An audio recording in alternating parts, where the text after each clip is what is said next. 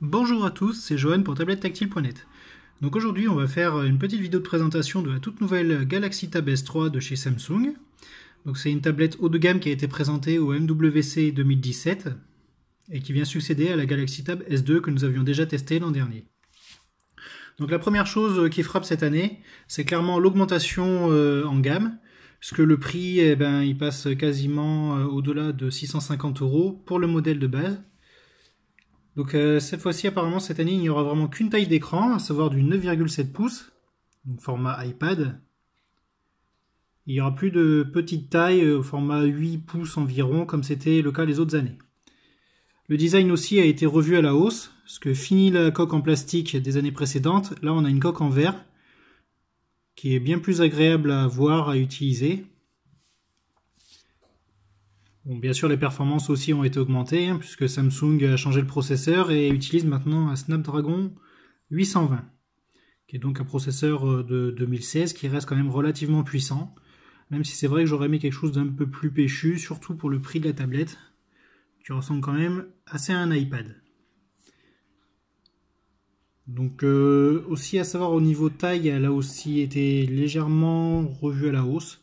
Elle est un peu plus épaisse et un peu plus lourde que le modèle Galaxy Tab S2 de l'an dernier.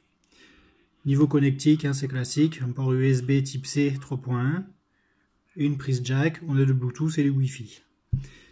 La nouveauté de cette année, c'est les haut-parleurs. Comme vous voyez, maintenant il y en a deux en dessous et deux au-dessus. Ils sont conçus par Harman. Donc là, le logo est estampillé, je ne sais pas trop si on va le voir. Donc la marque AKG.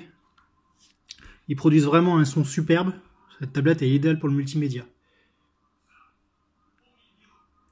Le bouton central fait toujours office de capteur d'empreinte digitale.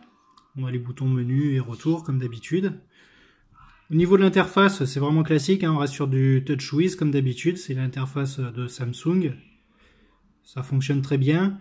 Ça se rapproche quand même relativement d'Android stock par rapport à ce qu'on peut voir sur les tablettes de chez Huawei par exemple, ou d'autres marques chinoises qui ont plus un look iPad. La grosse force de cette tablette, c'est son écran. C'est un écran Super AMOLED avec une définition de 2048 par 1536 pixels. Ça reste la même définition que l'an dernier, mais la qualité est vraiment au rendez-vous. On a des couleurs superbes. Et aussi la grosse nouveauté, c'est que il gère les contenus HDR, donc il donne des meilleures couleurs. Bon, le problème, c'est que pour l'instant, des contenus HDR, il n'y en a pas des masses qui courent sur Internet. Netflix est censé les gérer, mais il les prend pas en charge pour cette Galaxy Tab.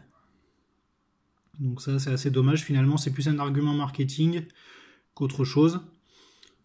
En tout cas, ça reste quand même une excellente tablette multimédia. À savoir au niveau des haut-parleurs, qui sont censés intégrer une technologie adaptative selon Samsung, qui fait que selon le sens où on le prend, vous voyez, par exemple là on va couvrir en bas avec les mains, le son va être plus vers le haut-parleur du haut, de façon à ce qu'on continue à bien entendre. Ça ne va pas sembler très flagrant, toujours est-il que le son reste vraiment excellent. Au niveau des performances en elles-mêmes, c'est très bien, l'interface est très fluide. C'est vraiment un régal, même si le processeur n'est pas le plus puissant dans le haut de gamme, ça reste quand même vraiment très bien. Samsung a bien optimisé la tablette. Cette année, le S Pen est aussi de la partie. Donc c'est une nouvelle version du S Pen qui est intégrée dessus la tablette quand vous l'achetez. Pas besoin de passer à la caisse, c'est bien. Au niveau des fonctionnalités, un appui sur le bouton, on le rapproche, et on a un petit menu qui peut apparaître avec un raccourci. Donc soit vers des applications, on peut en rajouter, soit pour par exemple prendre des notes. On peut créer une note, voilà. Niveau écriture, c'est vraiment super, il est hyper réactif. Il gère 4096 niveaux de pression, c'est franchement nickel. Vous voyez, on écrit, voilà. À main levée comme ça, il réagit immédiatement, c'est un vrai régal. Après, est-ce qu'il y a vraiment une utilité là encore, ça dépendra de vos usages. C'est vrai que pour la prise de notes c'est pratique, mais en dehors de ça, est-ce qu'il y a vraiment une utilité, à part pour vraiment les graphistes? Est-ce qu'il y aura une vraie compatibilité avec les applications? Est-ce que les applications elles-mêmes sont suffisamment performantes? Je laisse les artistes juger. Pour ma part, je suis pas vraiment convaincu que ce stylet ait vraiment une super utilité actuellement. Aussi, petit défaut, c'est que il n'est pas magnétique, on ne peut pas le fixer pour le transporter, donc il faut le transporter à part, au risque de le perdre, ça c'est un petit peu gênant. Sinon aussi, la tablette maintenant a des ports clavier dessous. Donc Samsung vend un clavier à part qui coûtera quand même pas loin de 120 €. Donc à rajouter déjà aux 650 € de la tablette, ça fait vraiment très cher. Donc à voir là aussi si l'investissement pour vous en vaut la chandelle. On se retrouve vraiment avec un produit très cher. Alors est-ce que ça vaut le coup de débourser tout cet argent pour cette tablette? Là encore, la question, il faut vraiment se la poser, je pense, au moment de l'achat, parce que à part le multimédia, ça reste quand même une tablette basique, hein. Le stylet n'a pas vraiment une grosse valeur ajoutée, à moins que vous ne soyez vraiment fan des stylets tactiles, notes manuscrites, ou que vous utilisiez votre tablette exclusivement pour dessiner.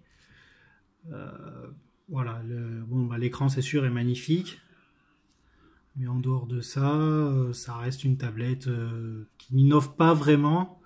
On va plutôt dire que Samsung a poussé sa série Galaxy Tab à son paroxysme, en offrant vraiment quelque chose de poussé à fond, mais pas forcément innovant. Voilà, donc je vous la conseille vraiment si votre budget vous le permet et que vous adorez manger des films toute la journée. En dehors de ça, il y a des tablettes tout aussi efficaces et 2 fois moins chères. Voilà, donc si vous avez des questions ou vous voulez plus de précision, je vous invite à aller lire mon test complet sur tablettectile.net. Le lien est en bas dans la description. Sur ce, je vous dis à la prochaine pour une future vidéo. Ciao!